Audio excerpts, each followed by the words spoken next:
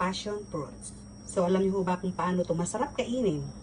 Ito, papakita ko po sa inyo kung paano masarap kainin ang passion fruit. Siya yung kulukulubot na po yung kanyang mga skin, doon po siya pwedeng kainin. Kapag ho siya wrinkles na, siya masarap na ho siyang kainin. Pagka po tayo, meron po tayong 5 passion fruits at saka ito po ang yogurt. Yogurt po yan. Kasi masarap pong kainin ang passion fruit kapag may yogurt. Kaya yung lang po introduce natin ang yogurt at saka passion fruits.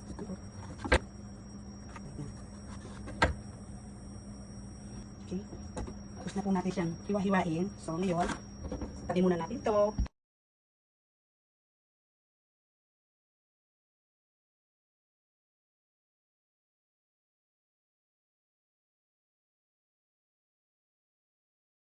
Ayun na. So, ito na po yung laman ng limang passion fruit. Ayan ho. Yan lang ho nakuha natin. Yan. Para siyang nato. Then, ito yung yogurt.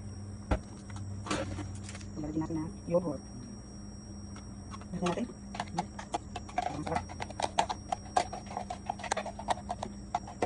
Ayan. So, mismisan natin yan.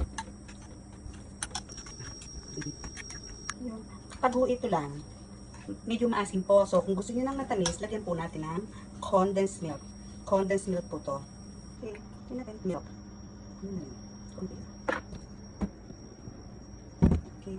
Konti lang.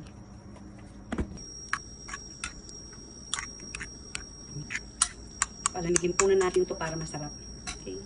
Ayan. Dahil may condensed milk po natin, haluin natin siya. Para siya ay medyo matamis.